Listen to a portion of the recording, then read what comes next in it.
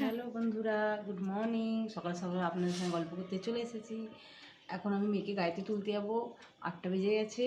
মেয়ে গাড়িতে উঠবে, উঠে সারাদিন আবার কী করলাম আপনাদের আপডেট দেব।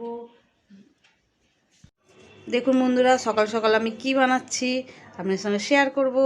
দেখুন সকাল সকাল গাজর কুচি, শীতকাল মানেই গাজরের হালুয়া বানাচ্ছি।